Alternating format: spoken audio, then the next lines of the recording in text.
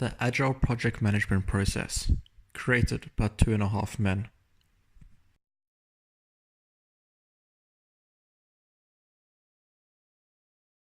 Before we get into the process, let's start by defining what is Agile project management.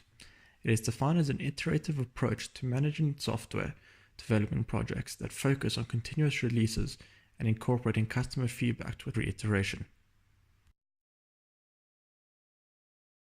The process has 6 main components, namely project feasibility, project iteration, plan release, iteration 0, iteration X, and project close.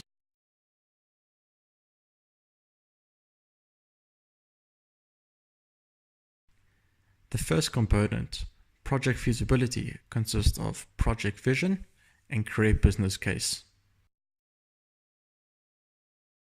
Project vision is the goal for the project. It is created by the owner.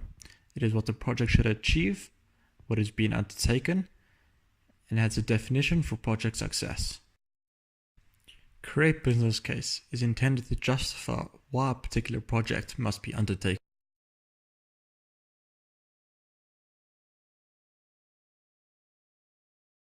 The second component, project installation, consists of create Agile charter, assign project staff, develop project backlog, create estimates, develop roadmap.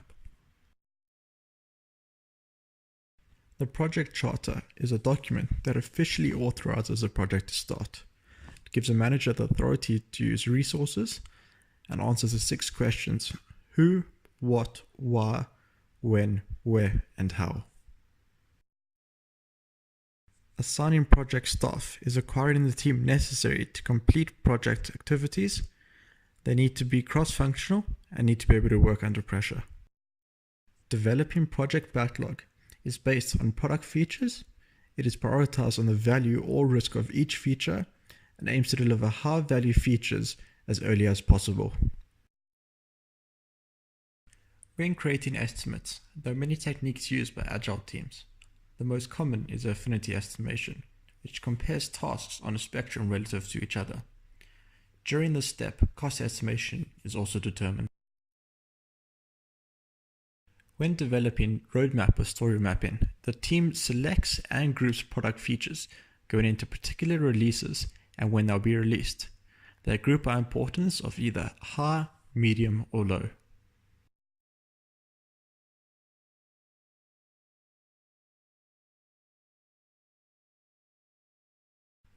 The third component, plan release, consists of breakdown epics, estimate stories, and create release plan. Epics are large user stories that need to be broken down to create more manageable user stories for the team. When doing so, the hierarchical approach is recommended to prioritize them. Estimating stories with POCO planning is obtaining team consensus to estimate the size of user stories. Creating the release plan is dependent on the team capability and task size. The release plan is based on how many story points can be completed in an iteration. A consensus must be reached to decide on the amount of work that can be completed for each planned release.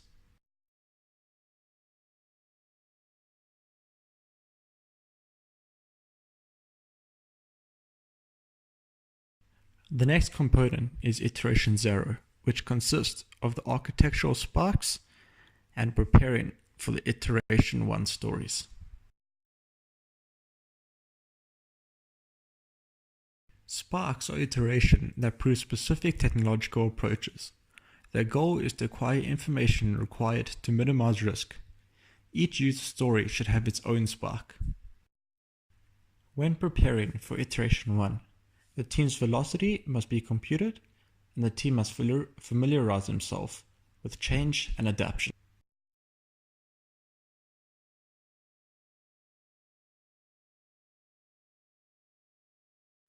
Iteration M, with M being the amount of releases, consists of iteration planning, coding, execute acceptance testing, create test cases, automated testing.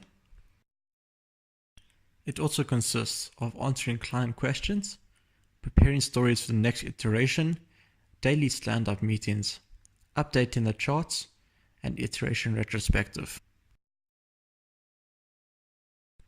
Iteration planning is deciding on high priority user stories that create the most value for the customer.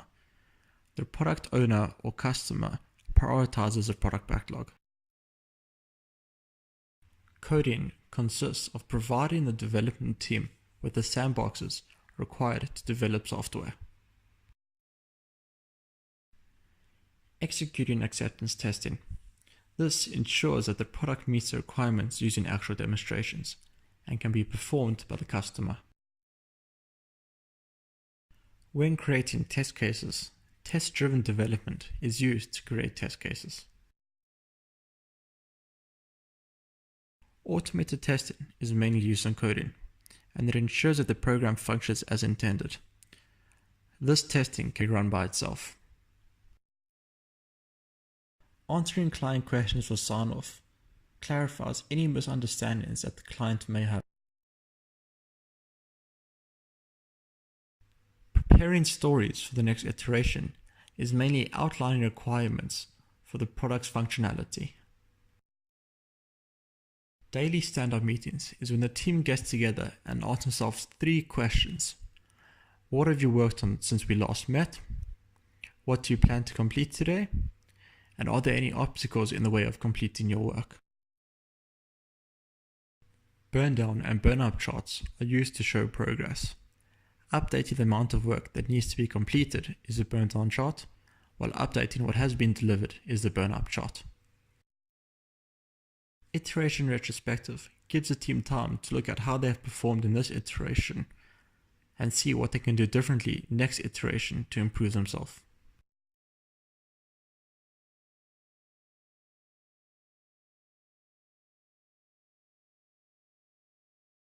The final component, project close, consists only of closeout actions.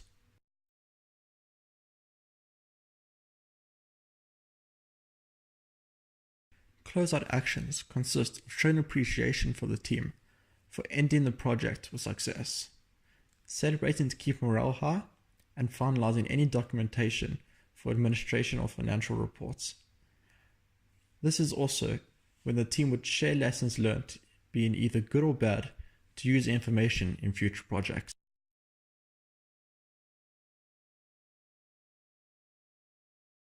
In conclusion, Agile project management is used for new product development, information technology, and engineering.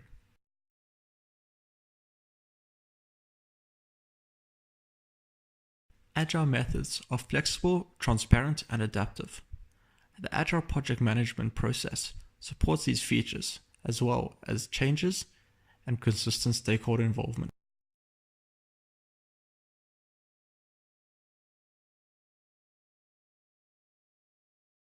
This project was based on a textbook written by Denise Canty named Agile for Project Managers.